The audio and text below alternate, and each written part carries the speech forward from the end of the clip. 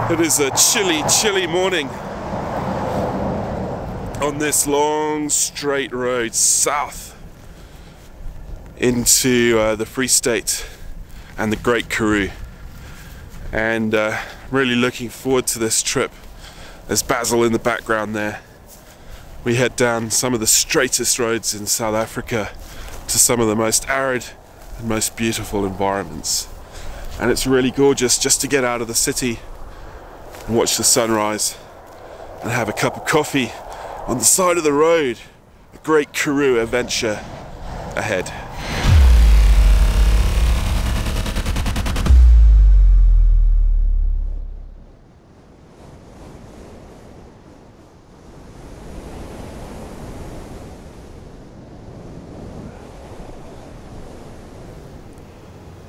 This is the Great Karoo. It's a 400,000 square kilometre desert at the heart of South Africa. But it's not just at its heart geographically, it's also at the heart culturally and historically. Some of this country's greatest stories have unfolded here at the feet of these flat-topped hills and in this desolate but beautiful land. And in fact, the Karoo's at the heart of some of my earliest memories, sitting in the back seat of my grandfather's Rover P6, listening to the thrum of the V8 and watching the desert roll by. And it's the reason we're here 40 years later. Those memories, those flat-topped hills, the vistas, the views, the landscape, the small towns, the people, the culture, the beating heart of this desert land.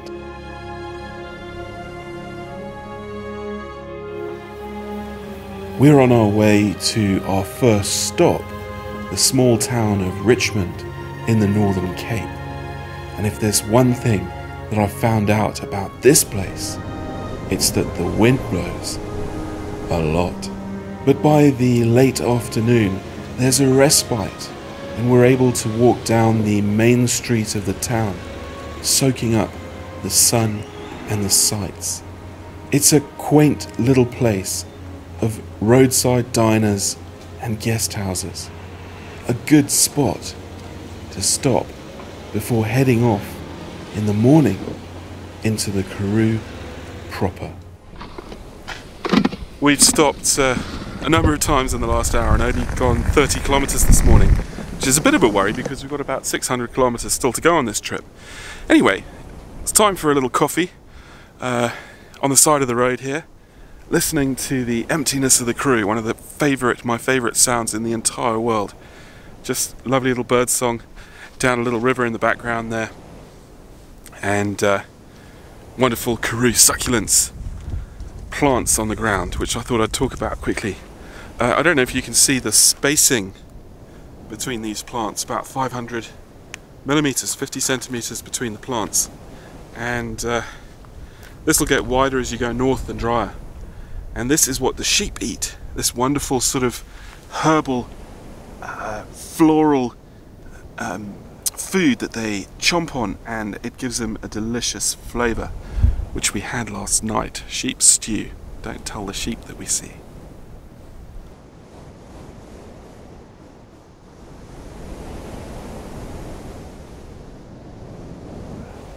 I love road trips, especially road trips like this one with no fixed destination or time limit.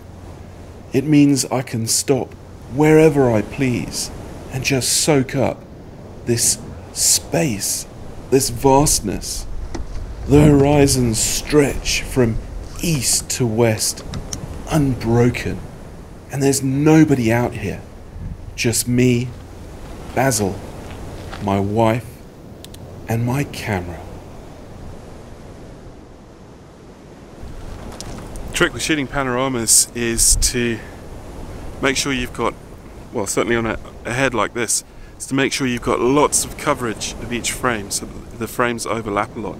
Now I've taken 3 rows of this image, because typically what happens when you stitch a broad landscape like this is you lose quite a lot in the representation, in the projection, and also the edges of the photograph.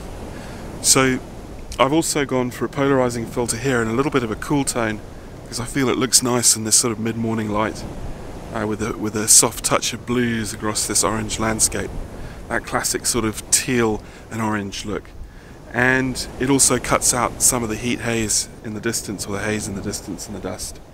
Now, I always like to manage my panoramas with a shot of the ground or my hand at the beginning and the end of every shot, and that just helps me organize them in post so that I know that between these 2 blank frames is a panorama.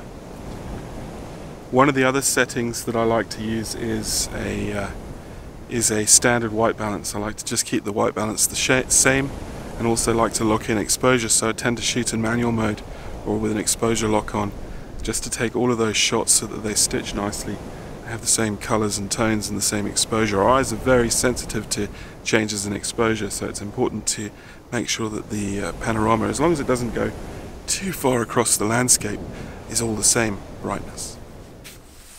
One of the great South African photographers, a guy named 𝗬𝗢𝗨𝗥𝗠, wrote a book called 𝗟𝗜𝗡𝗞𝗦. Now, I can't pretend that I pronounced that properly, but it's a homage to journeys and the Karoo. He travelled 14,000 kilometers to every town in South Africa that ended in Fontaine. And he did it in a red Fiat with only 1 seat. I can't pretend that journeys like that haven't inspired me to make my own trip across the Karoo. 𝗬𝗢𝗡𝗏 wrote that he loved to travel and to look at people and places and things, to journey somewhere, to watch the big things get smaller, mingle, change hue and disappear, to look so far that it hurts, and to smell Africa. You may be wondering where we're headed, but after travelling 1,300 kilometers across the dry interior of South Africa, we arrive near the coast in Namaqualand. I'm sitting on the side of the road in the Hantan Karoo, having driven across most of South Africa, and what we're here for is that right there, an Namaqualand spring flower in bloom, and it's so much greener than much of the rest of the Karoo that we've driven through, and so much greener than the last time we were here, and there's so many more flowers, so I'm quite excited about what tomorrow will bring. There's nothing like spending some time on a farm to get closer to landscapes, so I'm hoping that spending a few days here near the small town of 𝗬𝗢𝗡𝗏𝗏 will offer some opportunities to photograph some intimate landscapes, perhaps some flowers and even stars. But for now, it's time to get warm, to get supper cooking, to unpack the car, and to get an early night for an early start tomorrow morning.